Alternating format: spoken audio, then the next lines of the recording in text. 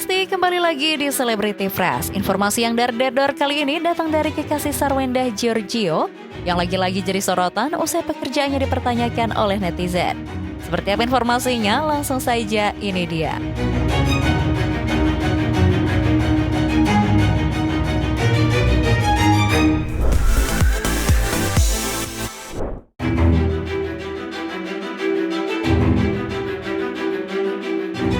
Besti, kali ini perhatian netizen masih belum beranjak dari kontroversi yang melibatkan Sarwendah dan Ruben Onsu. Namun tak hanya Sarwendah dan Ruben yang jadi sorotan, melainkan kekasih dari Sarwendah yaitu Giorgio. Besti, tahu nggak sih, belakangan ini sosok Gio justru jadi sasaran empuk komentar pedas netizen yang mulai mempertanyakan apa sebenarnya pekerjaan Giorgio. Kecurigaan netizen bermula karena Gio hampir selalu terlihat nempel dimanapun Sarwendah berada. Meski dalam beberapa kesempatan Gio mengklaim dirinya adalah seorang CEO, banyak netizen yang merasa skeptis dan gak percaya begitu saja nih Besti. Alih-alih terlihat sibuk mengurus perusahaan layaknya seorang petinggi, Gio justru lebih sering tertangkap kamera sedang menemani Sarwendah bekerja. Bahkan ikut nimbrung saat Sarwendah melakukan live streaming jualan produk di media sosial. Hal ini memicu pertanyaan liar, buat apa seorang CEO justru sibuk ikut live brand? Saya CEO ke PT apa, kalian bisa cek aja ya. Itu kalau PT-PT yang atas nama saya udah ada beberapa, kan kamu juga bisa cek. Cara ceknya cari tahu sendiri ya. Ada beberapa PT kok ya. Kemarin juga baru ngurusin perpajakan juga baru diselesain. Jadi emang ada beberapa PT, bisa langsung dicek aja. Cari tahu aja gimana cara ceknya guys. Gara-gara intensitas kebersamaan mereka yang sangat tinggi, label pria tak modal pun mulai disematkan netizen kepada Gio. Ia dituding sengaja mendekati Sarwendah hanya untuk mendompleng popularitas dan bergantung secara finansial kepada ibu 3 anak tersebut. Dengar tudingan miring yang semakin liar, Gio nggak tinggal diam dan murka nih Besti. Gio dengan tegas membantah isu tersebut dan sempat menunjukkan kemarahannya di media sosial. Ia menegaskan bahwa dirinya adalah pria mandiri yang memiliki sumber penghasilan sendiri dan kehadirannya di sisi Sarwendah adalah murni sebagai pasangan, bukan karena ingin mengincar hartanya. Yang cewek yang bilangin aku, coba kasih lihat lagi kamu seperti apa, baru kamu ngomongin saya, ataupun kamu ya, kamu lihat aja, kamu ngomongin saya berani di sini, kita ketemu, kita lihat kamu itu siapa gitu. Jadi jangan cuma berani lewat live saya, kamu ngomongin saya, kamu ketemu saya, kamu kerjanya di mana, kita lihat gitu ya. Saya tidak mau beberkan kerjaan saya apa, kita lihat aja ketemu kalau kamu berani, dan saya jamin kamu tidak akan berani ketemu. Kamu cuma berani di rumah kamu cuma chat ngomongin orang ya, kasih tahu aja. Namun netizen kita emang paling juara kalau soal membanding-bandingkan ya Besti. Banyak dari mereka yang lantas membandingkan sosok Gio dengan mantan suami Sarwendah, Ruben Onsu. Netizen menyebut kalau Ruben punya standar yang sangat tinggi sebagai seorang pria, dengan karir yang jelas sebagai presenter kondang dan kerajaan bisnis kuliner yang menggurita di mana-mana. Apalagi di tengah kasus soal harta gono gini antara Sarwendah dan Ruben Onsu, nama Giorgio sebagai kekasih Sarwendah tentu saja turut terseret. Pokoknya kita tungguin aja ya Besti update soal pekerjaan Giorgio. Apakah dia benar-benar merupakan seorang CEO?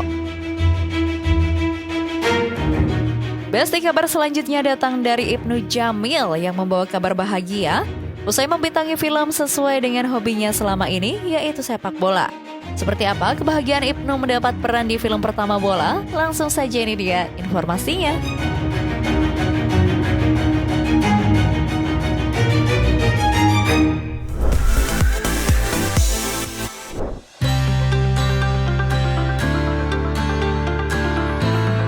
Besti, kalau ngomongin aktor yang badannya fit dan hobi olahraga, pasti nama Ibnu Jamil langsung muncul di kepala kan? Nah, suami dari Ririn Ekawati ini benar-benar lagi ngerasa dapat durian runtuh nih Besti. Gimana enggak? Hobi gila bolanya sekarang malah jadi pekerjaan. Pasalnya Ibnu Jamil baru saja terlibat dalam proyek film bertema sepak bola yang vibe-nya dia banget deh.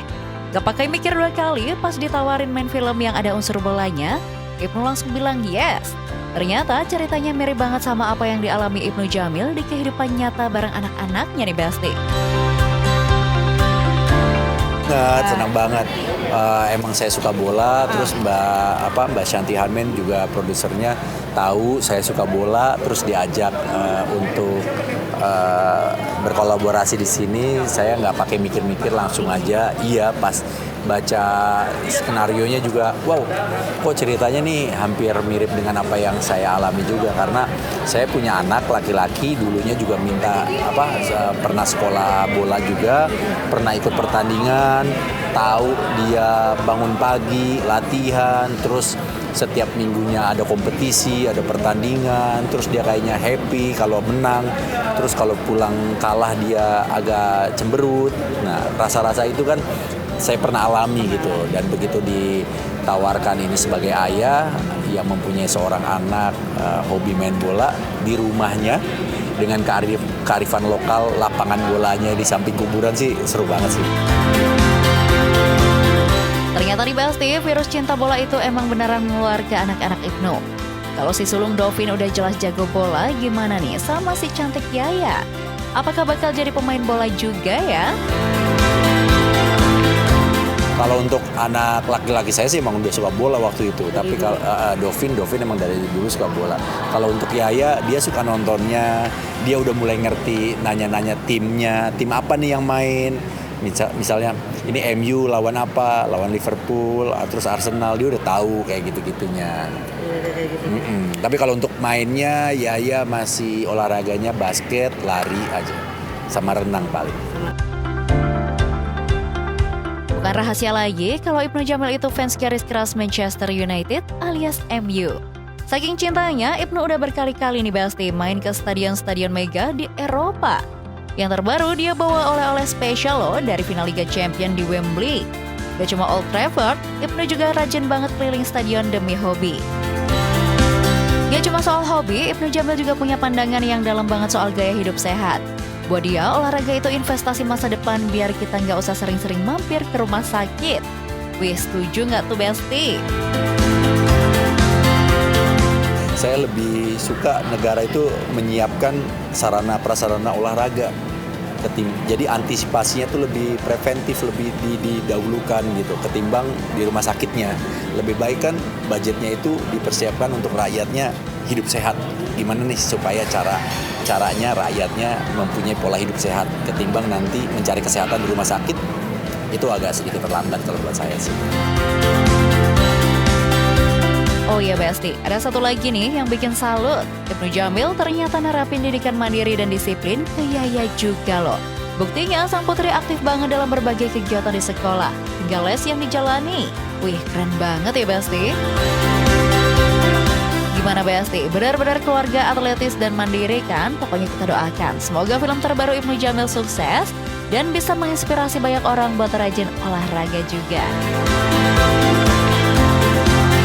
Oke Besti, stay tune terus di Celebrity Fresh karena setelah ini masih ada informasi seru lainnya. So tetap di Celebrity Fresh.